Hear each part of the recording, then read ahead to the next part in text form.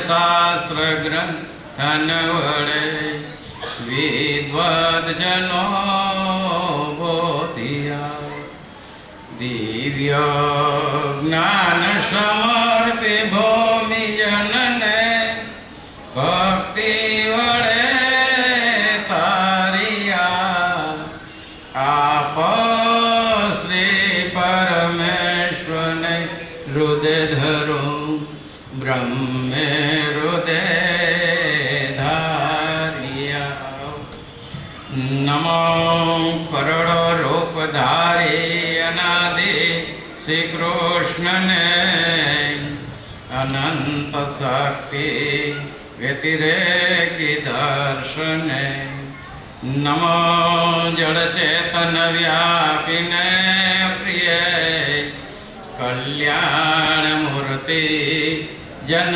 સેવિને નમો નમઃ ઓમ અનાદિ શ્રી કૃષ્ણ નારાયણાય નમો નમઃ ઓમ શ્રી શ્વેતાયન વ્યાશ્રય અવતારી મહાપ્રભુજીને નમો નમઃ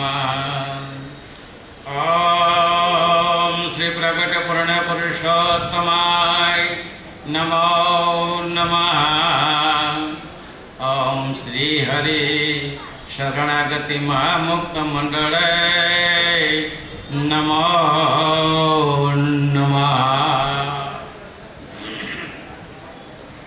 શ્વેતાયન હરે શ્વેતાયન હરે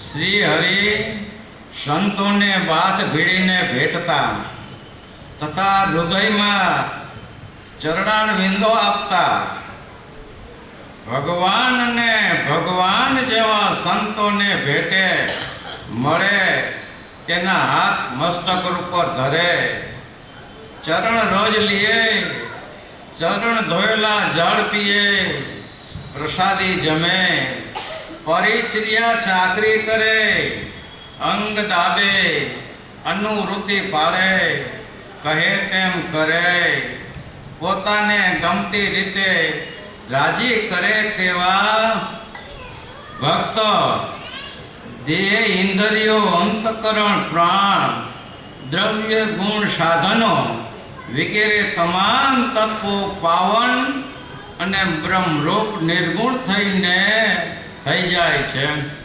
અણુએ અણુ દિવ્ય થઈ જાય છે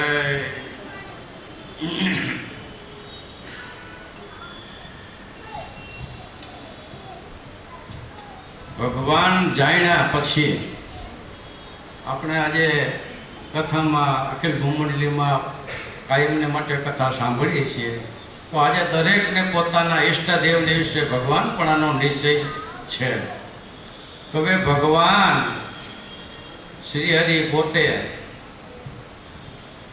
જેને માથે મસ્તક ઉપર હાથ મૂકે ચરણાવિંદ ધોઈને જળ પાય ભગવાનનું અંગ મર્દન કરે સેવા કરે પરિચર્યા કરે આવું જે અનંત પ્રકારના સુખ ભગવાનમાં રહે છે એ ભક્ત જ્યારે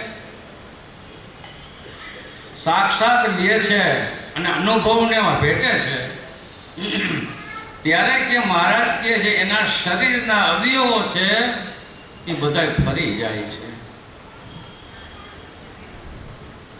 શરીરના અવયવો બધા ફરી જાય છે શું કામ ને તો જેણે ભગવાન જાણી અને જે અંગ સેવા કરી છે પછી ચાહે જે પ્રકારે ભક્તોની સમજણને સ્થિતિ હોય એ પ્રમાણે ભગવાનને સેવે છે અને રાજી કરે છે તો મહારાજ કે એથી વિશેષ જન્મનો હેતુ બીજો કોઈ છે નહીં આવો યોગ આપણને મળ્યો છે અને કદાચ ભગવાન આ લોકમાંથી અંતરદૃષ્ટિથી આઘા થયા પછી કે એના મળેલા એને રાખેલા એવા જે સત્પુરુષો હોય તો મહારાજ કે એની પરિચર્યા પણ એ રીતે કરવી એમ શાસ્ત્રમાં બતાવે છે તો પછી એને બધાને કેવા થઈ જાય છે તમામ તત્વો પાવન અને બ્રહ્મરૂપ અને નિર્ગુણ અણુએ અણુ દિવ્ય થઈ જાય છે. આ શાસ્ત્રનો સિદ્ધાંત છે કે જેણે પછી પોતાના દેહને વિશે જે એક ક્રિયા રહેતી નથી એવા જે સત્પુરુષો હોય છે એ ભગવાનને પ્રતાપે કરીને એવા થાય છે. કેવા થાય છે તો નિર્ગુણ, કે જેને દોષ નથી લાગતા, આવા થાય છે. ગમે તેવો મનુષ્ય હોય પણ જો સાચા સંતનો ઓથ મળે અને સાચા સંતની વાત સમજાઈ જાય તો આપણે શાસ્ત્રમાં ક્યાં બધાને અનુભવ નથી કે વાલ્મીકી લૂંટારો કેવો હતો, પણ એને ખાલી નારદજીએ જ કીધું થોડાક બે શબ્દો કે ભાઈ તું આ બધું હિંસા કરસ, બીજું ત્રીજું કરસ, તો એ પાપનો ભાગીદાર તું એકલો છો. તો કે હું આ હિંસા ન કરું તો મારું કુટુંબ પરિવાર છે એને મારે નિભાવવા કેમ? નિભાવવા તારી ફરજ છે એ બરોબર છે, પણ પાપ અને હિંસા કરસ તો એનો ભાગીદાર તું એકલો છો. તારી ફરજ નિભાવસ, પણ બીજી ઘણી પ્રવૃત્તિઓ છે એને કરી નિભાવ થઈ શકે છે. ત્યારે એને એમ થયું કે હારું મારે ઘરે પૂછી લો કે તમે મારા ભાગમાં કાંઈક ભાગ પડો છો ખરા પાપમાં? તો ઘરે જઈને પૂછે છે ત્યારે કહે છે કે ભાઈ એ તું કરી તું ભોગવ, એમાં અમારો કોઈનું કાંઈ નહીં, તું કરી તું ભોગવ. એવા જે નારદજીના શબ્દો જેને કાને પડ્યા ને ઘરે પૂછીને આવ્યો ત્યારે કે મારે કે આ પાપના પેટ ભરવા માટે જ આ બધું મારે પાપ કરવું? ત્યાર પછી એ વાલ્યો લૂંટારો હતો વાલ્મીકી ઋષિ બની ગયા છે, એમ શાસ્ત્ર કહે છે. તો આપણે શાસ્ત્રમાં વિશ્વાસ છે કારણ કે આપણે ઈષ્ટદેવના આશ્રિત છે ને શાસ્ત્રને માનનારા છીએ, ભગવાનના સત્પુરુષના વચનને માનનારા છીએ, માટે એ વાત સત્ય છે અને થયા છે એ શાસ્ત્રનો સિદ્ધાંત છે. પૂર્વે ઘણા અવતારો થયા છે, એમાં જે કોઈએ ભગવાનના વચને ટૂંકે ટૂંક થઈ ગયા છે તો મહારાજ કે એ મોટા અભ્યુદયને પામી આ લોકની વિશે સુખે થઈ ગયા છે. પણ જે ભગવાન જે અવતારમાં આવ્યો ને એ પોતાનું જે ધામ છે ત્યાં લગી લઈ અને પોતે મોજું કરાવે છે. પણ કેવા એના સત્પુરુષના વચનો માન્યા તો સત્પુરુષના આશ્રય કરી અને ભગવાન લગી એમને પહોંચાડીને ધામમાં લહેર કરાઈ ગઈ. હૈડા મૈડા ભેટા તો મહારાજ કે આ અનાદિ શ્રી કૃષ્ણ નારાયણ આપણા ઈષ્ટદેવ, હે અનાદિ શ્રી કૃષ્ણ આપણા ઈષ્ટદેવ, તો એની હારે જે આપણે દર્શન થયા, જે આપણે અંગમર્દનની સેવા મળીએ, પ્રાર્થના સ્તુતિ કરી, જે કંઈ અંગીકાર કર્યું એ સ્વીકાર્યું છે, ભગવાન એવો સ્વીકાર્યું છે અને રાજી થયા છે અને આશીર્વાદ આપ્યા છે. અલ્પ સેવા કઈ રીતે? ખાલી એક વખત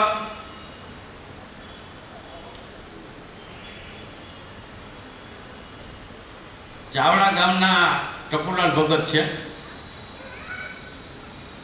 હવે એને જુનાગઢ દર્શન કરવા જવાનું થયું એટલે રસ્તામાં એને એક મગફળનું ઓશીકું હતું એ સારું નજરે પડ્યું, આમ મગફળનું ઓશીકું. એટલે એને એમ થયું કે આ જુનાગઢ જાઉં છું દર્શન કરવા જાઓ, લઈ જાઓ તો બહુ સારું, એટલે લઈ ગયા, લીધું અને વાં જઈ અને મહારાજને કહે છે કે મહારાજ હું આ ઓશીકું લઈ આવ્યો તમારા માટે.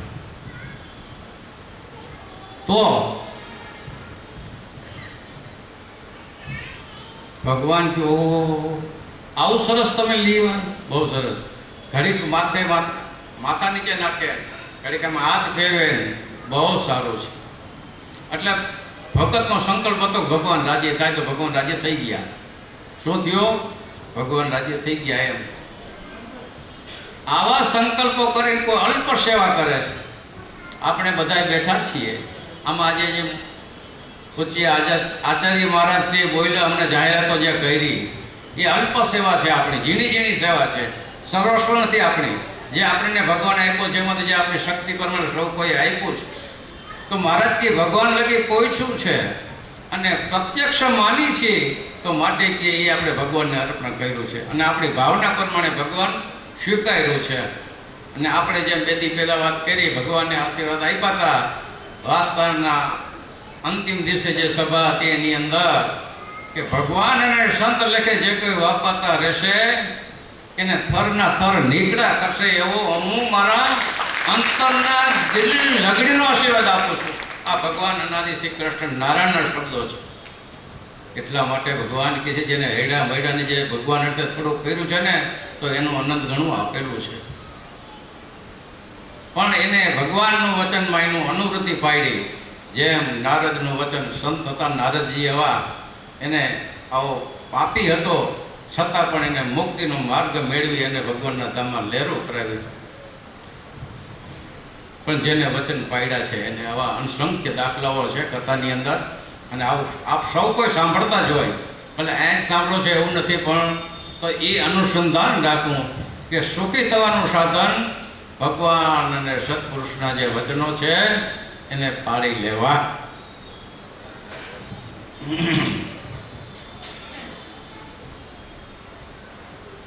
તીર્થોમાં પાપ ધોઈને માણસો પાવન થાય છે. હવે વિચાર કરો, આપણે જે કોઈ જેને તીર્થમાં ગયા હોય તો શું હેતુથી ગયા હોય આપણે, કે આપણે જાણતા કે અજાણતા જો કંઈ નાની મોટી ભૂલો થઈ ગઈ હોય, એનો જો કોઈ દોષ લાગ્યો હોય, તો તીર્થમાં સ્નાન કરવાથી આપણા એ પાપ ધોવાઈ જાય. એવા સંકલ્પથી આપણે બધાય તીર્થો યાત્રાઓ કરીએ છીએ. અહીંયા જે કાંઈ કરીએ છીએ, દાન દક્ષિણાઓ, સ્નાન એ આદિ કરી અને પાપ આપણે ત્યાં ધોઈએ છીએ.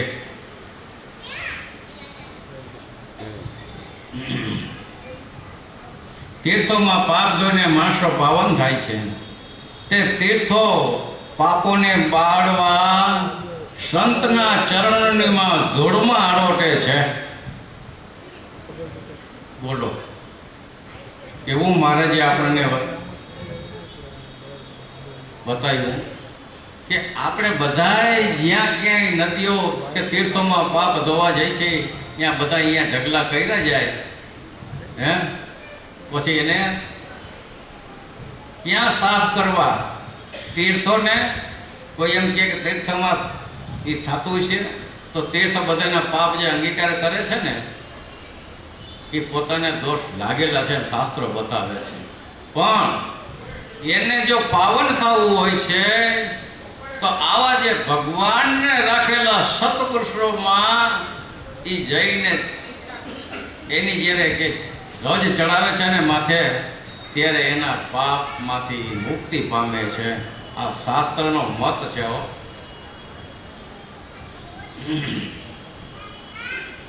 તથા સંતના ચરણમાં જળમાં નાહી છે. પ્રત્યક્ષ ભગવાન અને તેના પ્રત્યક્ષ સંતજન તે તમામ પાપોના બાળનારા છે.